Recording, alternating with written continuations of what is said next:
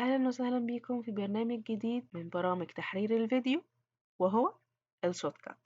هنتكلم عن ازاي نعمل انستول البرنامج وكمان نستخدمه. ودلوقتي هنسطب البرنامج مع بعض. هنكتب شوت كات بدون فواصل.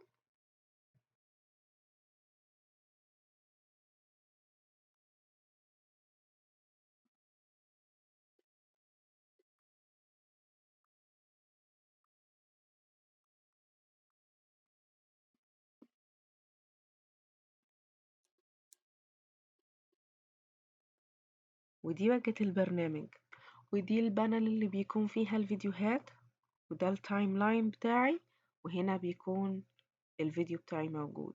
يعني بنمشي من هنا من الشمال لليمين، والشكل اللي احنا شايفينه ده ممكن يتغير على حسب المود اللي انا بستخدمه. هنا دول اكتر من نوع، كل نوع فيهم بيغير في شكل البانلز اللي انا موجودة عندي: اللوجينج والإيديتنج والإف اكس والكالر والأوديو والبلاير.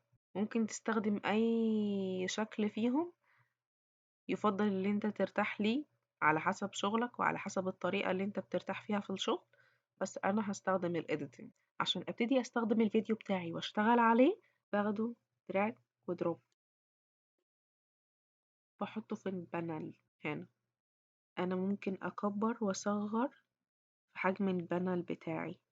هنا البلاي ليست، هنا اسم الفيديو والان والديوريشن والستارت والديت. الديوريشن دي مدة الفيديو، والديت ده التاريخ. ممكن ارجع تاني صغر البانل بتاعتي. باخد الفيديو بتاعي وبحطه في التايم لاين. لو دوست مسطرة بيشتغل.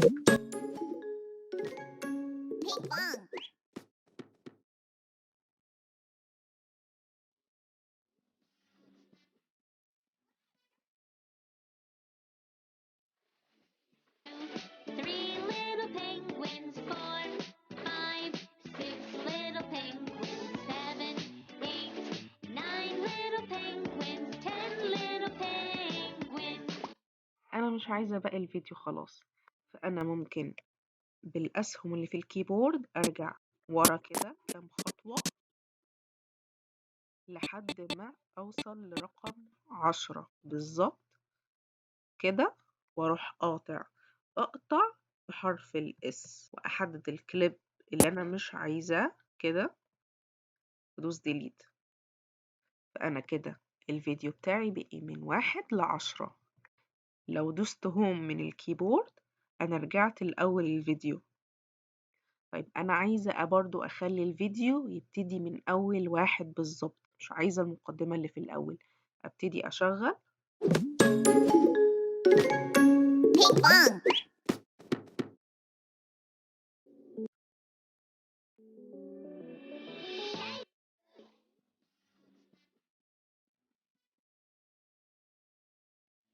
وابتدي اقف، ابتدي ارجع بالاسهم بتاعت الكيبورد لحد ما اقف عند الفريم اللي هو بيبتدي منه الواحد.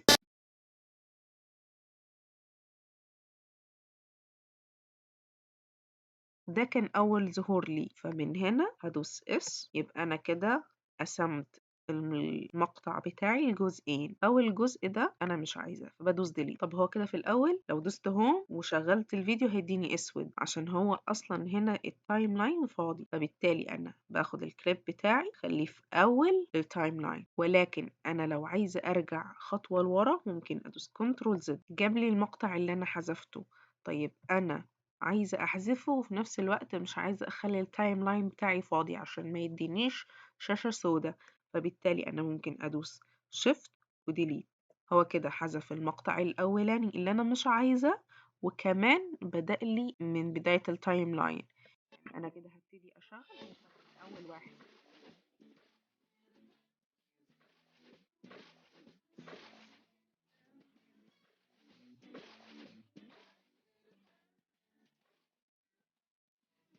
كده بقى معايا الفيديو من 1 ل10. نيجي للبانل بتاعة البلاي ليست، علامة البلس دي لو دوست عليها بتحط لي الكليب بتاعي في السورس، حطه هنا. والماينس دي ريموف كات، يعني بتشيل الكليب اصلا لو انا محدده. أو دوست كده هي بتشيل، والعلامة دي add files to playlist كده لو أنا عايزة أضيف أي فيديو تاني، والعلامة دي view as title. هو هنا العلامات اللي بعد كده هتديك شكل الفيديوهات بيبقى ازاي، يعني في الشكل ده خليها بالشكل ده كده، ولو دوست هنا غير الشكل خليها كده، ولو دوست هنا برضو رجعني للشكل اللي أنا كنت عليه في الأول. وهنا باقي الاختيارات. نيجي للبانل بتاعة التايم لاين، لو دوسنا هنا بيتكلم عن الاختيارات الموجودة. لو أنا مثلا عايزة أضيف تراك جديد بدوس هنا تراك اوبريشنز. لو أنا عايزة أضيف تراك صوت بدوس add audio اللي هي اختصارتها كنترول يو. لو عايزة أضيف تراك أو فيديو بدوس add video track كنترول I.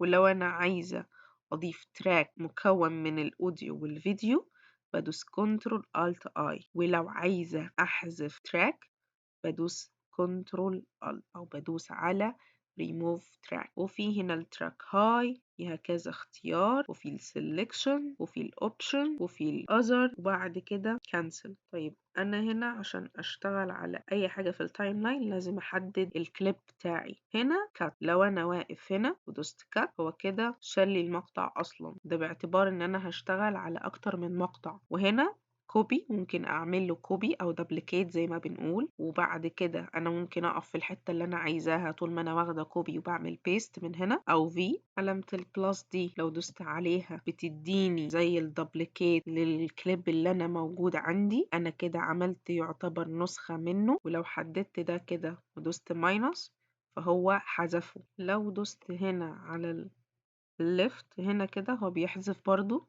لو دوست كنترول زد عشان ارجع الكليب تاني ودوست هنا هو برضو بيعمل زي دبليكيت او كوبي لنفس الكليب الموجود عندي. طب هندوس كنترول زد نقف كده هنا، ولو دوست هنا كده فهو هنا قسم لي الكليب بتاعي الجزئين كأني دوست اس بالظبط. طيب ايه العلامة دي؟ ده ماركر. ماركر يعني ايه؟ زي علامة. لو انا مثلا هبتدي من اول الفيديو وهمشي بالاسهم بتاعتي عشان اظبط لحد اخر ثانية بيظهر فيها الواحد،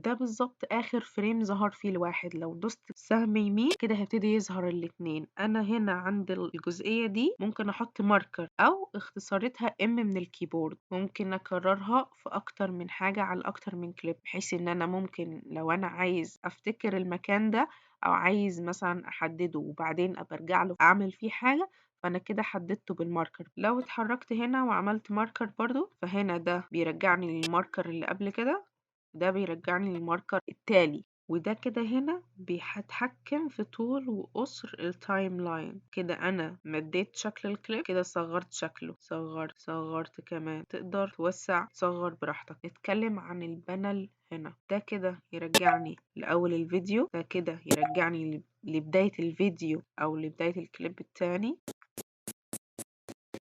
ده كده بيرجع لورا فريم باي فريم، وده كده بيكبر الشاشة برجع أصغرها تاني شكل الفيديو ازاي. وده كده لو أنا عايزة أقسم الشاشة بتاعتي لأربع أقسام، لأن أنا ممكن هنا أحط أكتر من فيديو مع بعض، ممكن أحط هنا فيديو وهنا فيديو. وده الصوت. وبكده نكون شرحنا واجهة البرنامج بكل بساطة. طيب لو الواجهة دي الموجودة قدامي شكلها اتغير في أي وقت لأي سبب، انت دوست على حاجة غلط أو عملت حاجة ما خدتش بالك منها، ممكن ترجعها بكل سهولة. طيب هنا ده البلاي ليست بتاعك. أنا لو دوست كده هنا فأنا كده خفت أرجعها من فين؟ أدوس هنا بلاي ليست فهي كده ظهرت تاني. كذلك الأمر بالنسبة للتايم لاين، برضو أهو موجود عندي التايم لاين هنا. كمان في حاجة اسمها الفلتر. لو دوست أنا هنا فلتر هو كده هنا add a filter، دوس add وهنا مجموعة من الفلاتر تقدر تستخدم أي واحدة منهم، في الفافوريت وفي الفيديو وفي الأوديو وفي التايم. طبعا بالتجربة أو على حسب احتياجك وعلى حسب الفيديو اللي انت بتشتغل عليه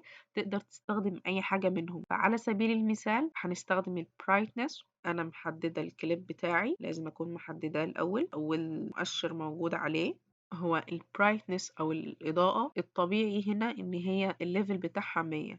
طب أنا لو عايزة أزود أو أنقص ده حاجة ترجع لي أنا وعلى حسب استخدامي أنا. فأنا لو كده هزود كل ما الألوان بتفتح بزيادة لحد ما شكلها بيبقى غريب كده. يبقى أنا ممكن أنقص لحد ما الموضوع يبتدي يضلم، يبقى ضلمة كده لحد ما ممكن يوصل للون الأسود.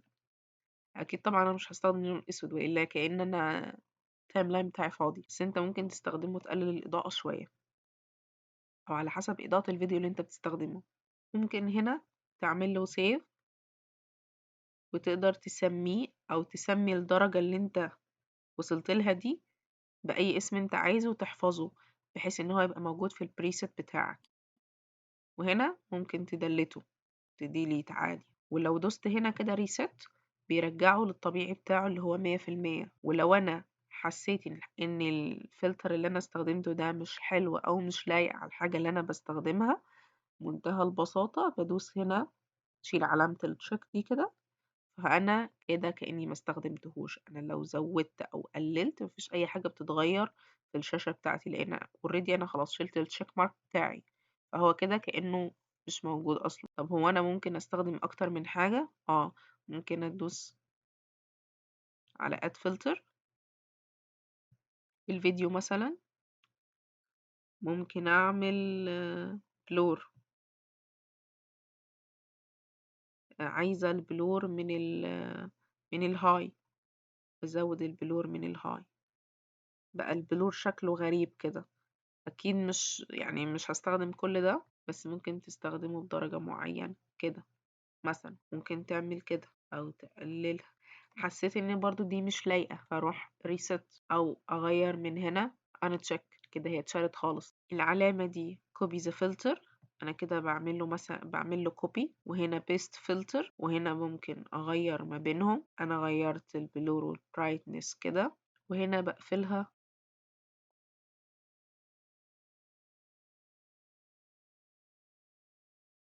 طيب ادي تكست، وده معانا التكست. لو انا عايز اكتب اي جملة كتبت مثلا كلمة لولي، فانا هنا في اعدادات بقدر اتحكم في الكلمة والخط واللون. ممكن هنا احط لون مثلا، لو قلنا لون كده غريب شوية اهو.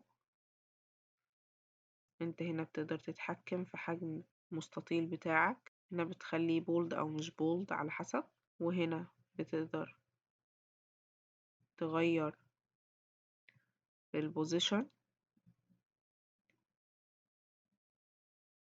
وفي السايز.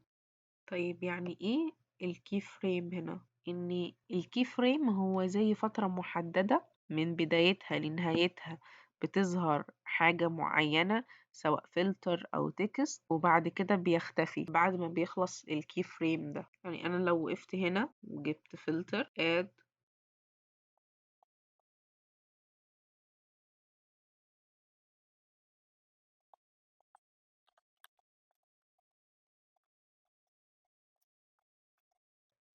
كده، انا كتبت التكست، فنفترض ان انا عايزة يظهر وعايزة اعمل كي فريم.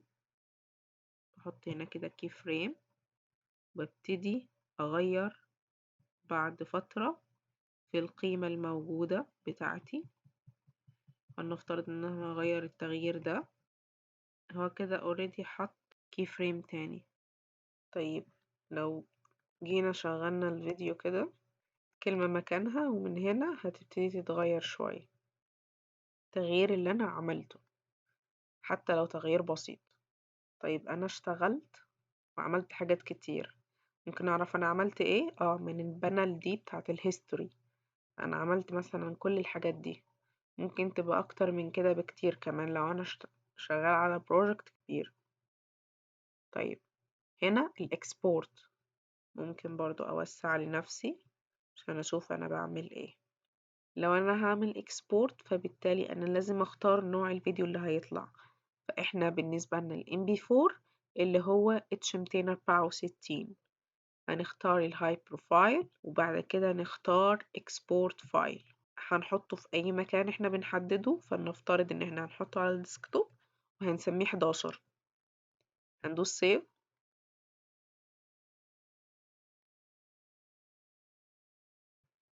هو هنا كده بيترندر او بيعمل استخراج للفيديو. اول ما الشريط ده يكمل فهو كده خلص، كده هو عمل تشيك، فكده الفيديو بتاعي جاهز بره. كل الايكونز دي هتلاقيها في فيو اهو موجودة هنا. وده كده ببساطة برنامج الشوت كات. طيب انا ممكن استخدم الحاجات دي ازاي؟ او هل في حاجة ستاندر انا ممكن استخدمها لما اجي اشتغل edit فيديو؟ مطلقا مفيش حاجة ثابتة ومفيش حاجة ليها معيار. كل المعيار الوحيد هو رؤيتك انت للفيديو، ازاي ممكن تستخدمه وازاي ممكن تطلعه بالشكل اللي انت شايفه صح، بالشكل اللي انت شايفه حلو، بالشكل اللي انت شايفه مناسب. لكن هو مفيش حاجة ستاندرد اقدر اقولك تمشي عليها عشان تطلع فيديو بجودة كويسة. 1, 2, 3 little penguins, 4, 5. وبكده ده المنتج النهائي بتاعي. حاجة بسيطة سهلة، ممكن انت تغير زي ما انت عايز فيها حسب الرؤية اللي انت شايفها حسب احتياجاتك. وبكده الفيديو بتاعنا خلص. كنت معاكم من قناة سقالي كورسز، شكرا جزيلا.